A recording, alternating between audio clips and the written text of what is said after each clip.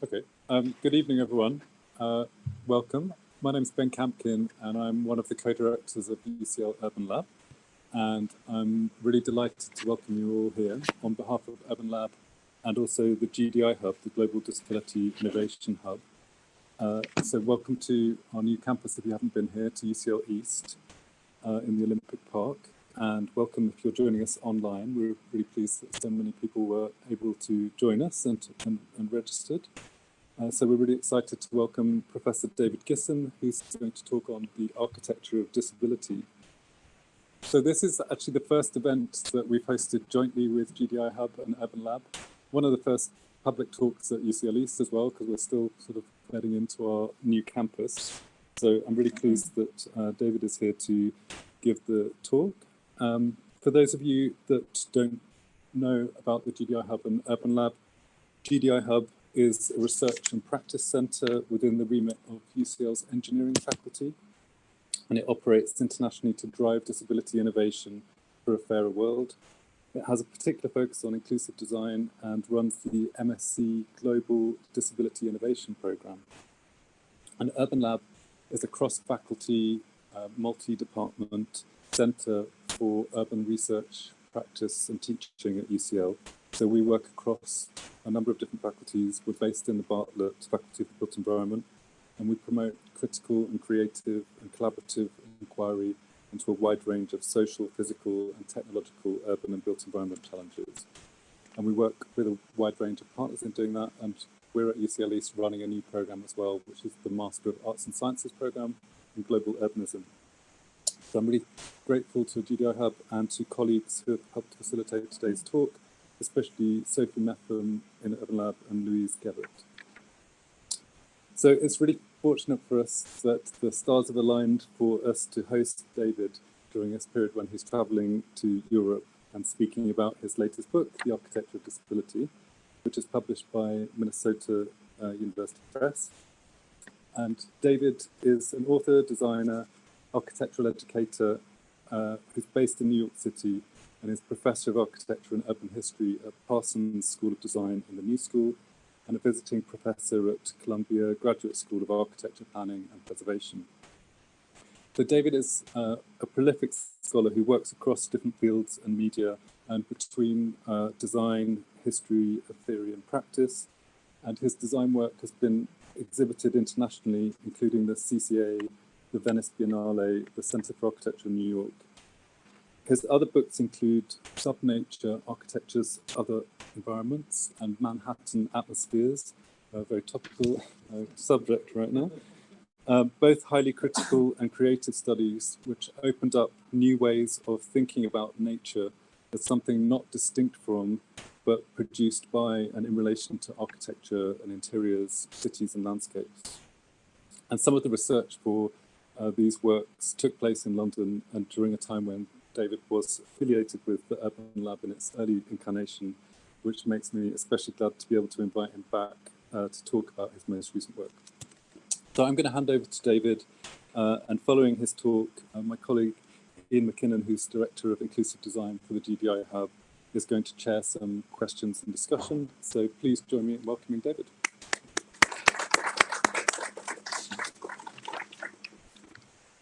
This one wasn't it? Okay, great. I'll try not to touch that.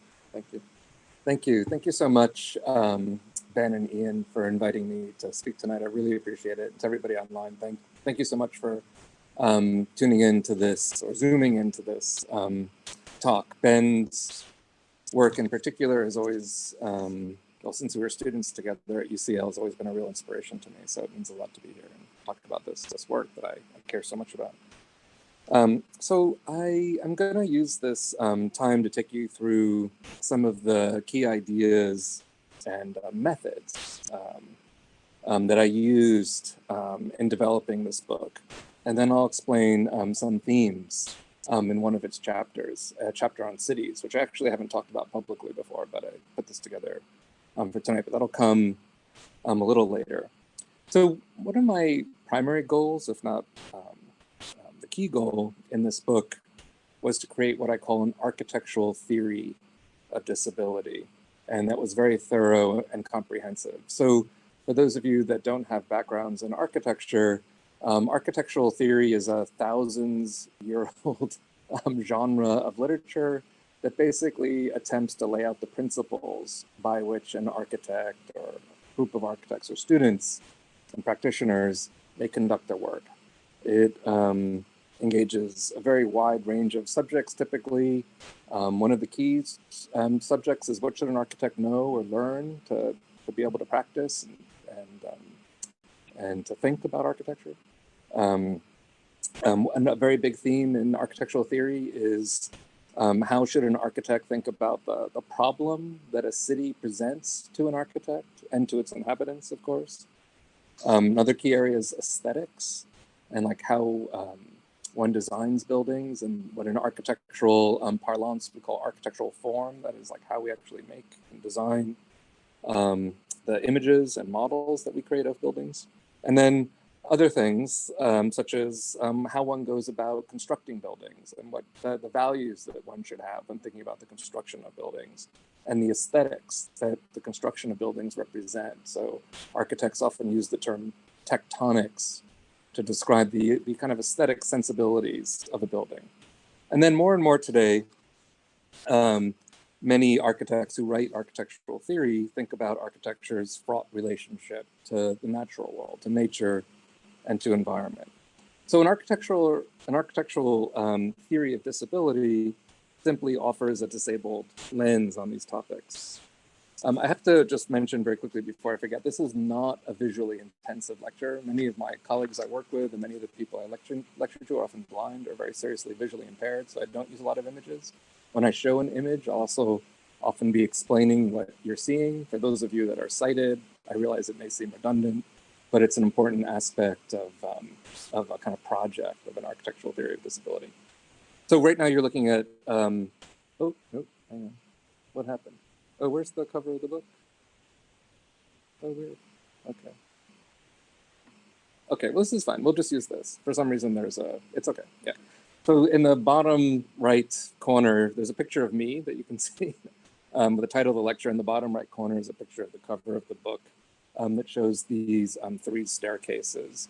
One is red and right side up, one is upside down and yellow, and one is turned on its side and it's green. Okay, so in terms of an architectural theory of disability, I would contrast what I'm trying to do in this book to the way disability is typically approached in writings on architecture.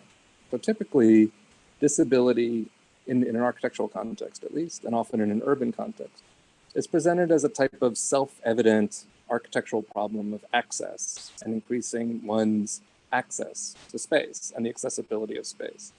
So works examining the problems of access often examine the disconnects between our disabled people's bodies and physiologies and the relative functioning of existing and future buildings and built spaces. So an accessible building, very broadly defined, is one that disabled people can use fully, but also one in which the kind of tensions between the functional needs of disabled people and the space that they utilize begin to disappear. So in developing an architectural theory of disability, I didn't just want to complement a more typical focus on the problems of accessibility in architectural writing. I actually wanted to air some of my own frustrations with the kind of functionalist bias and basis that underpins most approaches to access and to accessible design. So a functionalist interpretation of architecture suggests that a building can be designed to optimize or promote a specific task, often defined in very biomechanical terms. So, for example, the early writing of a German architect named Hugo Herink from the early part of the 20th century on functionalism might be the most clear of this type. And like many functionalists, he was an architect who used biological functional metaphors and concepts to develop his ideas. Terms like he would describe buildings as having fitness. They would enable things like task completion, and they would function well. These are all biological concepts that he and other architects were beginning to import into architecture. It's not endemic to architecture to think of buildings this way. So the problem I see with disabled people, us, embracing a purely functionalist value system for architecture is that disability itself is often a functionally defined category of humanness and human impairment. So one of the ways disability is defined is when an impairment of some sort is determined to be biomechanically insufficient or inefficient. It's a negative often. Or to use a term from disability studies, it's a medical concept of impairment, and that's resolved by either transforming the non-functioning, that's like the offending aspect of an impairment, or the surrounding environment. And this transformation makes an impairment into something that is more biomechanically normative or that enables task completion. So let me explain that complex idea with a very simple example. Earlier this academic year, I had a very serious medical episode in which I had to see a physical therapist. It was a requirement of my insurance. And so I was scored by a physical therapist, something that I haven't experienced for 30 years. So I am from the first generation of pediatric bone cancer survivors in the United States. So I would say I'm above the knee amputee, but a more apt description would say I'm a below the left hip amputee. I'm a survivor of various chemotherapies and all the kinds of lingering impairments that can leave somebody with. Okay. My amputation is my visible impairment, among many others. Anyway, so I had this experience of being scored. So for example, I was asked to walk back and forth in a room with people watching me, being filmed, of course. I was asked to walk toe to toe. On these things, I scored well. I was not considered disabled. However, when they observed me walking up steps, you could see the frowned faces. So I don't walk up steps like typically a person does, step over step. I sort of drag my leg. I'm perfectly fine with the way that I walk up steps. But for this paratherapist, I was scored a 3. Okay. So I was disabled based upon and walked up steps poorly, according to them.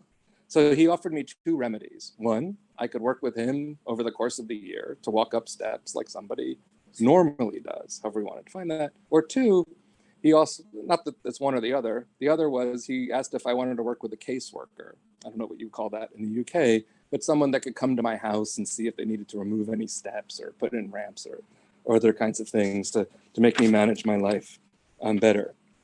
So this admittedly crude example helps illustrate how a kind of functionalist lens on both bodies and spaces comes together in this kind of medical concept, and why somebody like myself may be taken aback by this, because I don't have any problem with the way that I walk or move.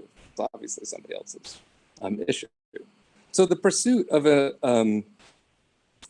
an accessible architecture often, not always, but often emerges from both a functional interpretation of both disability in the manner that I just described, and the built environment and design, and that's something that can be applied to impaired people. So something that many of you are probably familiar with that emerges from an architectural context, the very common diagrams of accessible design strategies, and that typically illustrate wheelchair users' range of motion.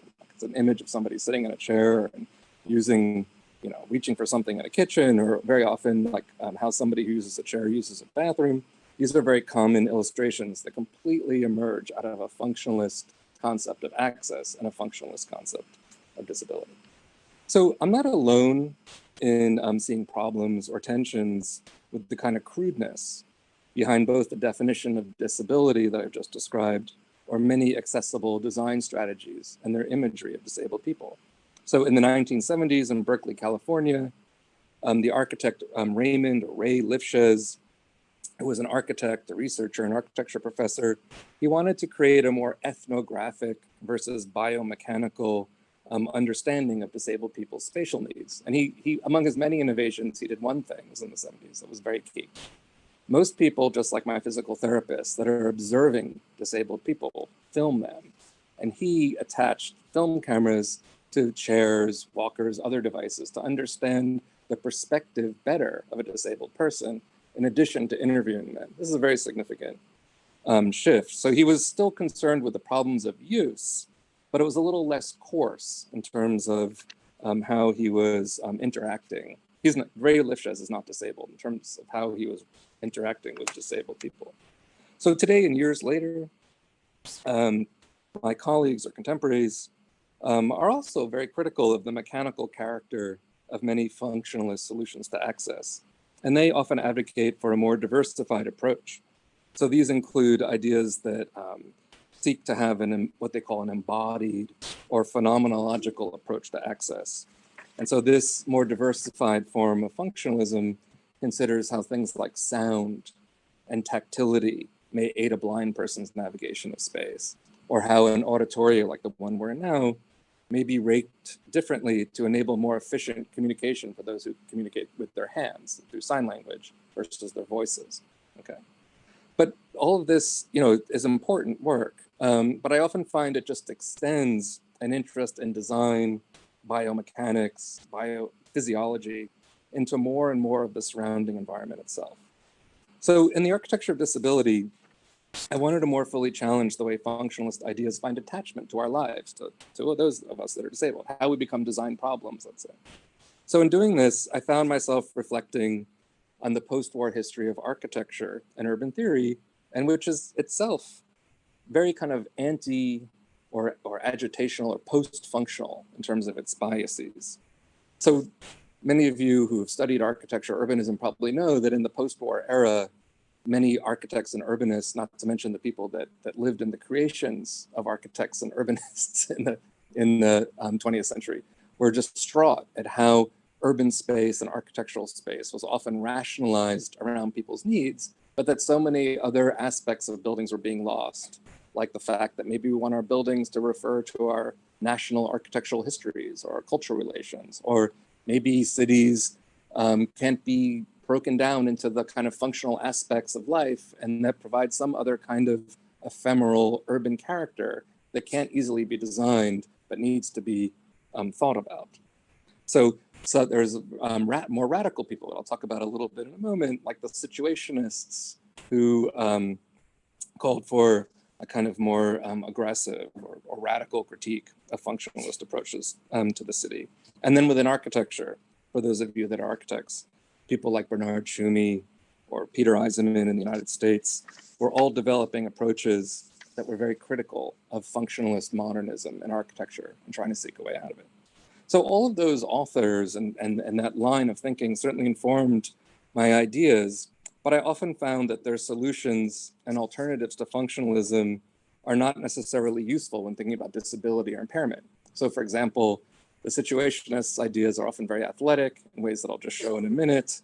Bernard Tschumi, a very important architectural theorist, said one of the ways we could challenge the programs is by, pole vaulting in space and doing these gestures, which seem somewhat absurd for somebody with disabilities.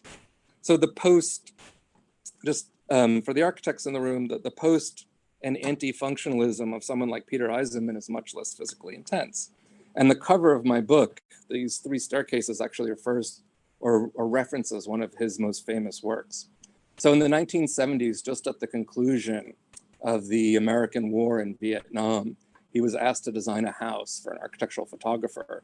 And in that project, he wanted to create something that sort of confronted the innocence and sort of autonomy of the American house. This is an image of his house. This is related to a famous image that he drew as an image of mine. So again, we're looking at the three staircases that I described earlier, but zoomed in a bit. So anyway, in that house, which was called House 6, I believe, among its many features that sort of provoked the inhabitants were two staircases. One was right side up, just like the staircase in this auditorium, or a staircase that you could use, and somebody who's able-bodied could climb. And one staircase was upside down and hanging over your head. The upside staircase was painted green, and the upside down staircase was painted red. So in my cover, I'm sort of responding to that and signaling that this book is related to that tradition. But the upside staircase is red because from a disability perspective, all staircases are problems for us. They don't represent the color go, right, green. The upside down staircase is yellow because from our disability perspective, an upside down staircase is as useful as a right side up staircase to us. And then the staircase that turned on its side that sort of looks like a ramp is painted green, which is something that we, if we don't use, we've certainly been conditioned to understand as representing us in some way. So it sort of plays with what is a very famous architectural drawing of the staircases within that house. Okay, so I'm not sure how I'm doing with time, but let me move on a little bit. Okay, so there are also concepts within disability studies itself that challenge functionalist definitions of impairment, but they haven't found much of a role in architecture or the practice of architecture or academic architecture. So for example, what some people call the critical concept or critical model of disability argues that most of the ways that people think about disability think about it as a kind of negative, a kind of lack that needs to be addressed either medically or environmentally, socially, through design.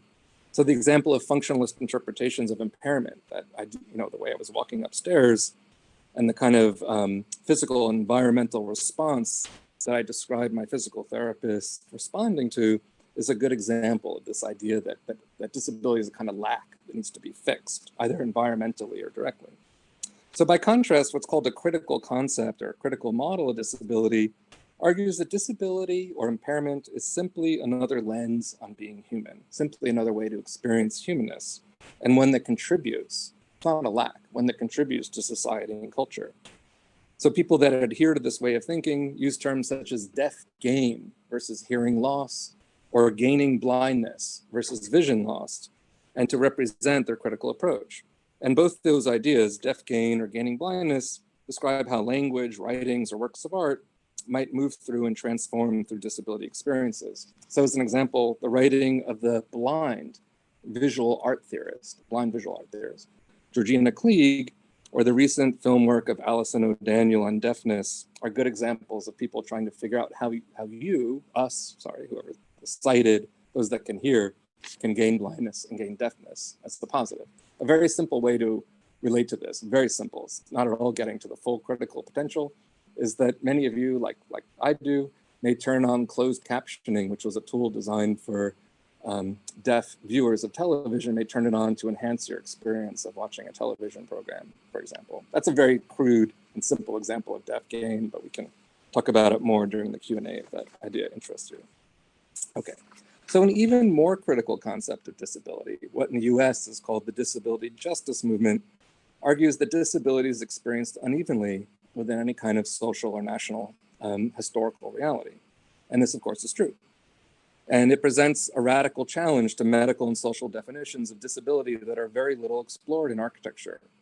If disability is experienced differently based on social structures, that is race, class, gender, then disability can't be defined as a functional problem. It's obviously a kind of, it's integrated into a kind of social reality. It can't simply be defined as a functional problem. So for example, in the United States, proportionally by demography, Black and brown women are the most disabled of the various groups that are brought out in the censuses that we use to measure the demography of a population.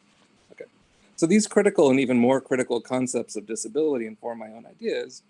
But what's interesting to me is that the adherents, or those people that are inspired by some of these ideas in architecture, often see architecture's relationship still as one that's primarily a functional one. Access is the key problem. So by contrast, I would define an architecture of disability not as a concept of architecture that evaluates how well it functions for a disabled person, but it's a structural critique of architectural thought and from a disabled perspective. So where most architects engaged with disability think about the relative utility of given architectural practices for disabled people, a disciplinary and structural critique of architecture examines how impairment and incapacitation are already situated within all architectural histories, theories, practices, pedagogy, and the production of architecture itself.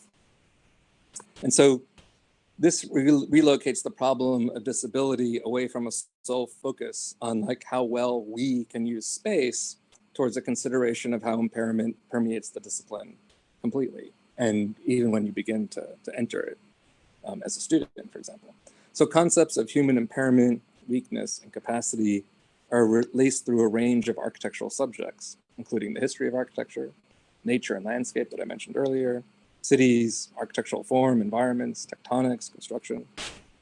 And in some cases, these areas of architectural conception and practices are the origin site of incapacity. So for example, in the United States, 75% of career construction workers will become permanently disabled because of their work. However, you will find almost nothing on that topic within writings on disability in architecture, which are so concerned with use, right? And how disabled people use space. However, how can we as disabled people who are in the architecture profession not acknowledge the way that we draw buildings and the ways that we imagine their construction systems are having a serious role in creating impairment within our discipline? That has to be part of an ethics, or what I call an architecture of disability.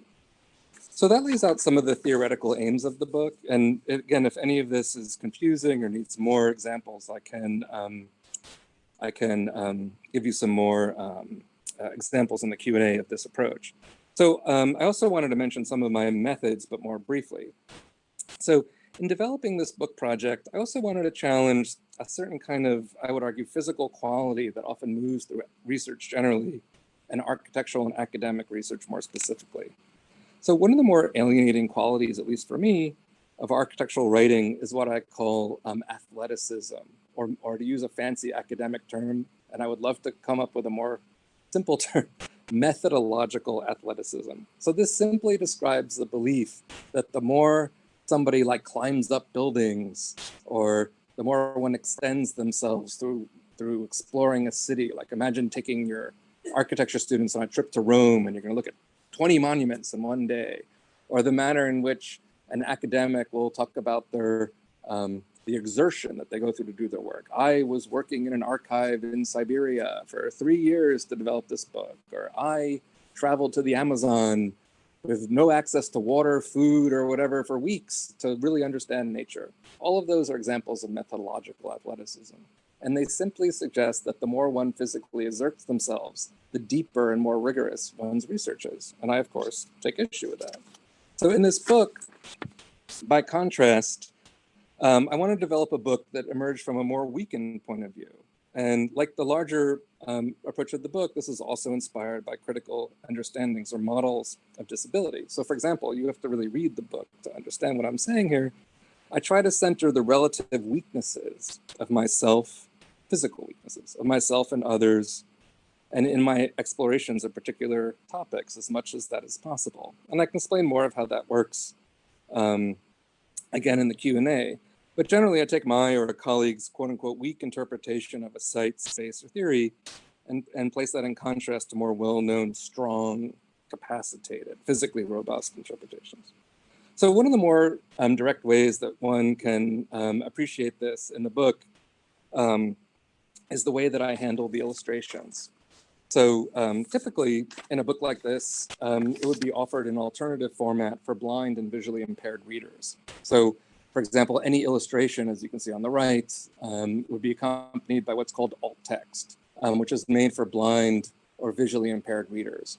And most often a sighted reader would never encounter this text. So blind readers typically would have this book in some kind of text-only format, would load it into a device that they have, in which the alternative text, the descriptions of the images that you as a sighted person are seeing, would be read to you through their audio devices that enable them to read books.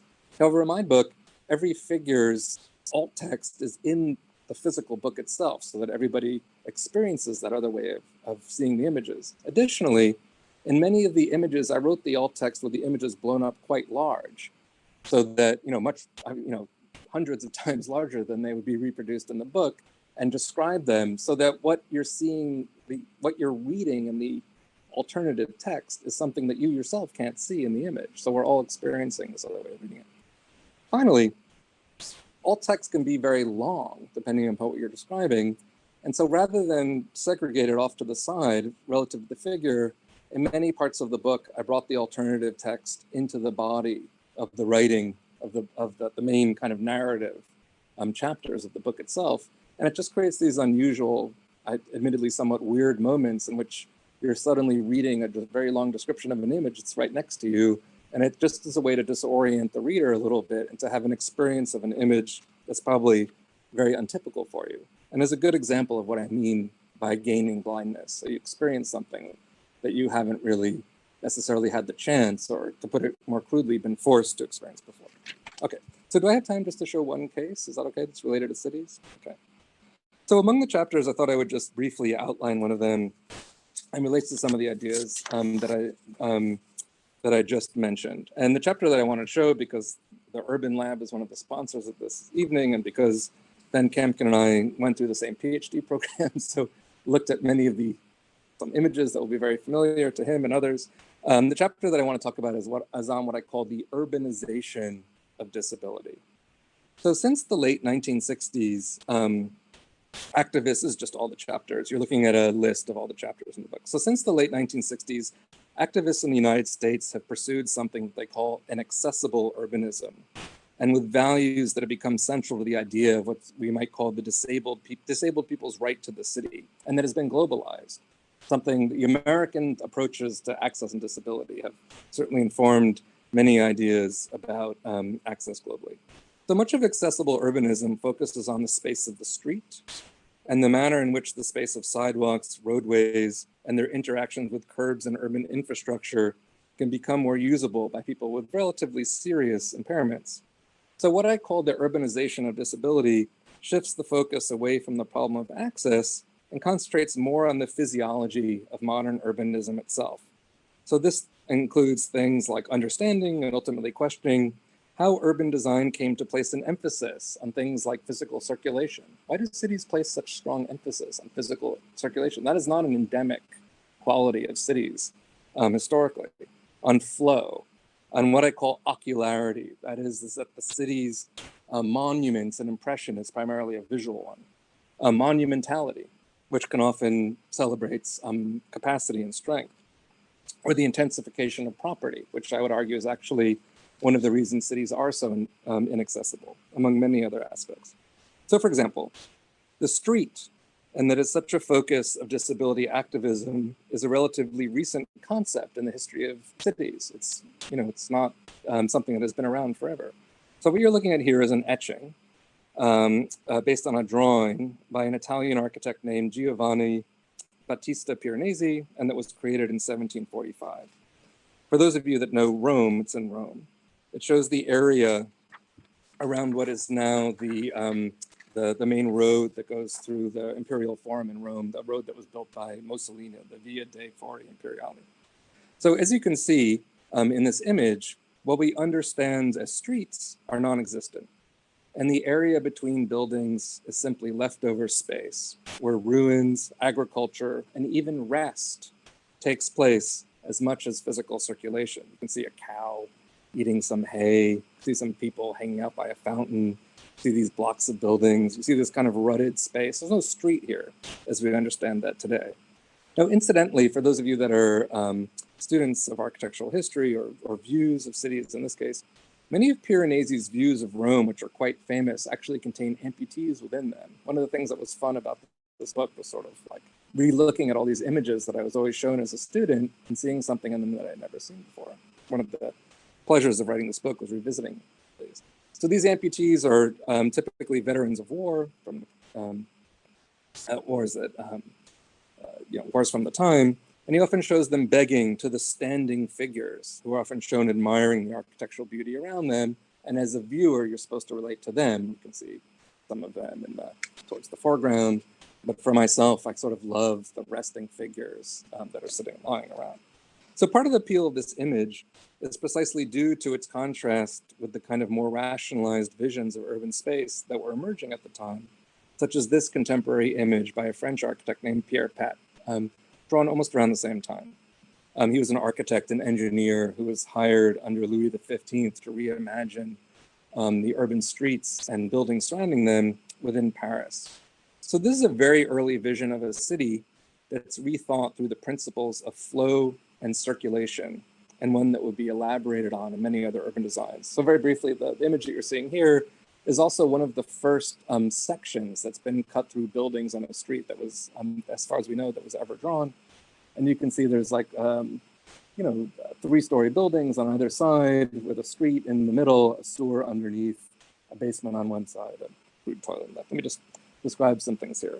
So the kind of fecund ground of the city that you saw before with plants growing out of it. In the previous image here, it's capped with paving. It's also given a curved profile to intensify the movement of water through it. But both the paving and the curved profile help improve flow and circulation of water. And you can see how crude forms of urban plumbing are worked out as well. Pedestrian carriage traffic are separated in the image. You can see that in the bollards. And urban space is focused around vision, in this case on a single monument, and which is also a source of water. By the way, capping the street also removes the odor of the ground and sort of desensitizes the kind of scent of cities. And of course, the cobbles transform the sound of cities to focus on vision. And so also the line between private property and municipal space is much more clear and distinguished, at least at street level, than the previous image. So Pat's direct influence on urban design and planning is somewhat unknown, but many of his ideas would be implemented 100 years later in the construction of boulevards and other improvements in many cities, including Paris, Vienna, other European cities. And such a well-known history that I don't know if I should take the time to recount that here. Here you're looking at an image by Charles Marville of a new street in Paris from around 1865. And you can see many of the ideas in Pierre Pat's image are implemented: the separation of circulation space for carriages at the time and pedestrians. Here you can see the curved profile of the street, also curbs. Curbs are relatively recent, at least in this form, urban intervention. And you can see the sewer in the front right and these little trees showing this is very recent development. So I guess I should move on kind of quickly here. Okay, so between 1845 and 1900, urban spaces like these in cities, this is in Paris again, were remade around the values of hydrological circulation, physical circulation of people, just to extend the metaphor, monetary circulation through the intensification of private property, as I mentioned earlier, among other things. Incidentally, these 19th century streetscapes that you see here were some of the sites of the first forms of disability activism, not in the 19th century, but in the 1960s and 70s, as disabled people were confronting the inaccessible aspects of cities, curves, the intense profile of streets, the desire for things like curb cuts. They were confronting an urban landscape that was very much rebuilt in this form. But again, this is not endemic to cities. This is something that was created and emerged from a certain way of thinking about cities. Okay, so as well known as that type of urban scene is, equally famous are the critiques of it. And they extend from the time these things were constructed to post-war critiques. And just to move on quickly, because I know I don't have a lot of time, one of the more famous is the situationist critique of that type of urban streetscape, something that was developed in the 1950s and 60s, an image of which you see here. So this is by a Dutch artist / architect who ultimately called himself Constant, but that's his first name. His last name is Neuenhuis. And this is his vision of a derationalized city in which ladders, it's a evocative, not literal image, in which ladders are built everywhere. And he shows this man kind of climbing the urban streetscape. So as mentioned earlier, one of the challenges within this book was developing a critique of the critique. So as a student, I was always taught to valorize images like this and the romanticism of them climbing above the city. But from a disabled perspective, it's, it's not a perspective one can relate to very easily. So one needs to develop a kind of critical attitude towards this. Now, incidentally, some of the things that the Situationists celebrated, like urban transgression, iconoclasm, by that I mean like destroying offensive aspects of the city, were undertaken by disabled people, particularly in the United States in the late 1970s and early 1980s. So let me just take a sip of water. So for example, in the early 1980s, there was a very famous protest in Denver, Colorado, in which a bunch of men in wheelchairs brought sledgehammers with them and went to a curb in Denver, Colorado and smashed it up to create an incidental curb cut. Now, what's as important as that moment is, and as much as I can relate to that, being a former wheelchair user, what they wanted, it's very different than Situationist critique. What they wanted to was access to the city as a kind of circulatory space. They weren't critiquing the fact that cities are built around circulation. They simply wanted aspect to this space of flows, to use a geographic term. So, where am I? Okay. So as I mentioned, while I'm sympathetic with the larger aims of an image like this, it's kind of radicalism, I'm not sure how useful the particular character of this vision of radical leftist urbanism is from a disability perspective. The kind of athletic capacities of young European men seem limited as a form of urban critique. Okay. So what interests me is how we can urbanize disability itself. And by that I mean, how can we explore urban strategies that are built around a different set of principles? chiefly weakness, incapacity, but also other ideas, other metaphors. So instead of circulation and flow, which are both another set of biological concepts brought into cities, what would it mean to valorize or embrace concepts like occlusions or stoppages? What would it mean to imagine forms of trespass like this, but that are much less athletic in character? So in contrast to some of the other images I showed you, the urbanization of disability proposes a disability critique of the value of circulation as a kind of self-evident urban value, but also critiques of monumental vision and what I call a disability critique of property itself. So in imaging this, I try to connect my perspective with the work of others who re-examine urban modernization through other kinds of critical lenses, not necessarily disability, but things like colonization, climate, race. This includes urbanists like Nikhil Anand, Kian Go, Ben Kampkin, Malini Raghunathan, or Elizabeth Pavanelli, among many others. So I've explored this particular idea and its connection in subsequent urban design projects that I developed while this book was in production. But I end the chapter in this book with an urban proposal that I find really fascinating and provocative. This photograph of a model of a city that its authors label Republica, and which is by V. Mitch McEwen and Christina Ray Robinson. Mitch McEwen is an architect and professor at Princeton. So this, what you're looking at here, for those of you that can't easily access images, is a model of a city in which you see a kind of amphibious landscape of marshland. Something almost looks like the wetlands. This is cited in New Orleans, I'll explain it in a minute, in which these, they're actually proposed to be made out of bamboo structures that provide dwelling space, and other kinds of urban uses emerge out of this particular landscape. So this model was first shown in the exhibition Reconstructions, Architecture and Blackness and America at the Museum of Modern Art in 2020. And the proposal explores an urban, almost fantastical alternative to New Orleans, Louisiana, a city in the south of the US. And so what they imagine that this new version, this new city, this alternative New Orleans called Republica, was created by the protagonists and ancestors of the now successful 1811 Mississippi slave uprising. This was an uprising that was violently put down, but they imagined it was successful. These people destroy the colonial structure of New Orleans, which demanded a dry landscape, very similar, very much inspired also by some of the French imagery that I showed earlier. And the project proposes a rejection of 19th century European conceptions of property, urban hydrology, and the creation of urban space of the landscape. Okay, so that's a good place to end. And thank you very much for having me.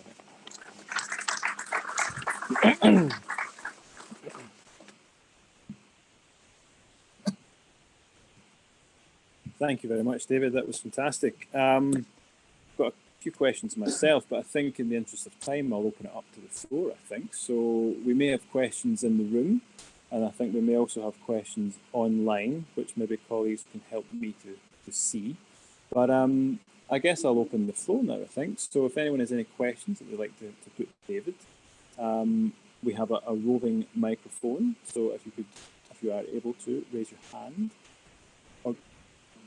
Yes, there is. I'm sure there is. If colleagues of mine can let me see the chat, then I can select some of those questions also. But if anyone in the room has any questions. Oh, perfect. Thank you, Michaela. Yeah.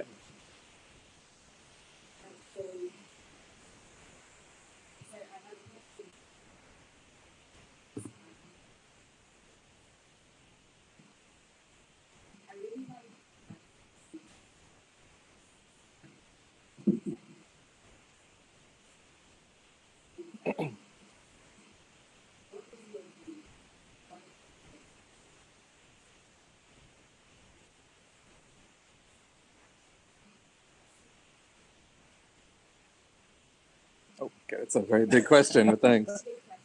Okay, I appreciate the potential depth of that question, but maybe just to relate it back to some things I mentioned earlier and some of this. So I think an approach that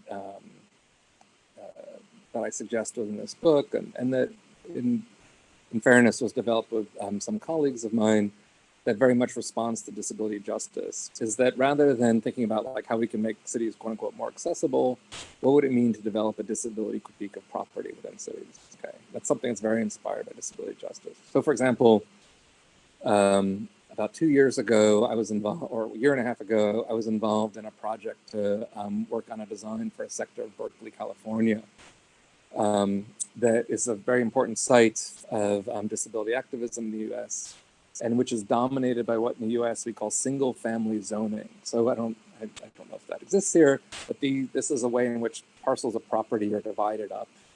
And just like the name sounds, only one single family nuclear home can be built on each lot. This was historically a way to create white-only communities in the US that were built around home ownership, what today we would call heteronormativity, the idea of like a nuclear family that would raise children there, among other kinds of, put it politely, alienating practices.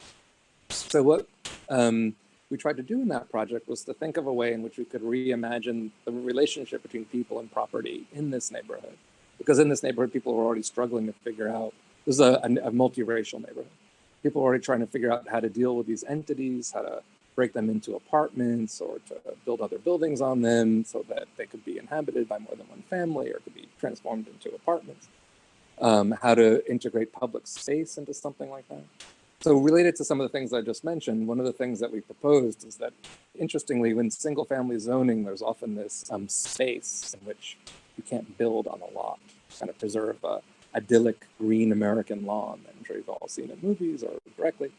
So we proposed that some of that space be given over to communalism, in which people in this neighborhood could move through their blocks, but in an interblock way. Now, from an access perspective, that makes these spaces more accessible because you don't have to go all the way around the block. You can violate, quote unquote, or trespass people's property, but that would be legal. Also, people in the neighborhood that we spoke to really appreciated this because it lessened the policing, because the police have a very dominant presence on the streets, which people in the neighborhood find alienating, not only alienating, but menacing. And so this created a space away that would be more of their own. So those are some ways in which we can integrate these ideas with a disability justice perspective. And they're very intersectional, I think, in terms of gender, race, and disability. Okay. Thank you so much, David. I'll come on to another question then. If anyone in the room would like to ask, but I know that we also have a little bit of extra time afterwards for those of us here in the room. So I'll go to another question from online, which says, so David, do you have any thoughts about the advent/popularity of guerrilla urbanism in connection with architectures of disability? There seems to be a lot of potential there for functional critique. It sounds like a great question, but I assume we're talking about gorillas like soldiers, not like the animals, right? Okay. I don't know what guerrilla urbanism is, so I don't know if I can answer that, I'm afraid. Yeah, I apologize. Yeah, or they can clarify in the chat, maybe. Yeah. No problem. So yeah, we can. Yeah. Oh, you have a question here in the audience. Oh, like urban iconoclasm. Oh yeah, right. like okay. Yeah. Well, I mean, one of the things I talk about in the book is that. Oh, here's a good example. Like, what would a disability critique of monuments be? And you can think about that in many different ways, but let's talk about like a kind of figural monument in a city. There's been a lot of work by people about how monuments are inherently inaccessible because they rely typically on vision. The content of them is not necessarily accessible to people that are blind. The sites in which they're situated within are often, like Trafalgar Square is a great example, are often multi-level. So in response, there's been a lot of efforts like how can we make important monumental centers of cities more accessible by including ramps, braille interpretation panels, tactile panels that enable people to like touch and feel the imagery that's in a monument that a sighted person can see.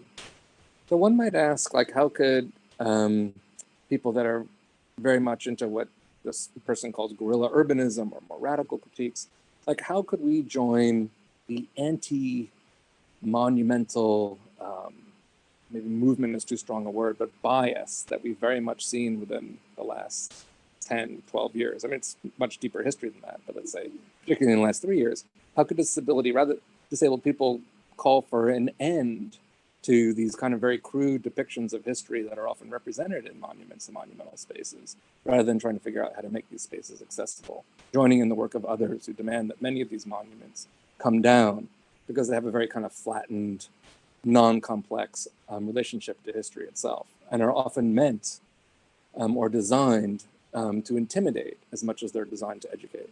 So in other words, a disability critique of the monument would call for an end to monuments as much as trying to make such spaces accessible. Yeah, and I think that would relate to guerrilla urbanism. I understand that. Perfect. Yeah. Thank you so much, David. That's fantastic. Okay, there's another question here online, and then I'm conscious that we're close to running out of time, certainly for the online audience. So I think maybe able to take one more, but we have one here. It says, thank you. A lot of thank yous, by the way. A lot of people saying thank you very much, and a lot of people saying they're going to go and buy the book. Oh, good. Okay, so a lot of positive messages online, which is great. So thank you very much for your talk. Really enjoyed it. Thinking about the impact of the pandemic of COVID-19 on our proximity to disability, much closer for many than previously, perhaps. It says, can you say something about this experience in relation to your theory and practice? Yeah, I love that question. Yeah, I think the reason that so I wrote this book thinking it would be an architecture book. And one of the things that surprised me is this book is almost sold out. It's published by an academic publisher, so we're not talking about like millions of copies of books. But I think one of the reasons that people are buying this book are not necessarily architects. It's written in a very accessible manner, but that is because of the pandemic. Because I think more and more people realize that disability has been integrated into their everyday lives. They think about it. They may be frightened of it, of course, and they may, I'm sure all of us have a family member or ourselves who have been seriously impacted by the pandemic and who is impaired in some way by it. So impairment and disability has become so much more of a part of regular everyday life. And watching people wear masks by choice, makes us aware that we are among people who have very different kinds of thinking about their own bodies and limitations. So I think that's been really important. The pandemic's been huge in terms of, thinking about how disability has become a much more general discussion versus a niche discussion, at least in the country where I live. And especially in New York City, of course, where it's very tragic. Yeah. Wonderful. Thank you so much, David. Well, I think that's us really at the end of time certainly for the online session. For those of us here in the room, there's an opportunity to have some drinks and some further discussion, I think, just outside. I think for everyone online, thank you again to David very much indeed for taking the time to come and talk to us. As I said, a lot of thank yous. A lot of people saying they're going to go and get the book. So once again, The Architecture of Disability. Make sure you get your copy. Thank you so much for joining us online. We really do appreciate it. And if you have any follow-up questions, then do get in touch with us and we can send follow-on links and answers to any additional questions anyone might have. So to our online audience, thank you very much again, David, and goodbye. Thanks. Okay. For those of us here in the room, we are going to have some drinks, I think, just outside. Oh, you're pointing to the top of the stairs. We're going to have some drinks just, I don't know why I'm doing that. We're going to have some drinks just outside. So if you can stick around, please do, and we can continue the conversation. Okay, So thank you so much. Thank really you, appreciate David. it. Thank you. Thank you. Thank you. It was very nice. Great. Thank you. Fantastic. Yeah, really interesting. Thanks.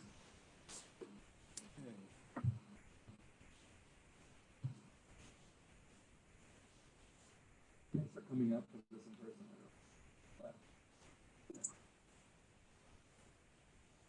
Yeah. Okay. Yeah, that's good. It's fun to revisit those images. Yeah.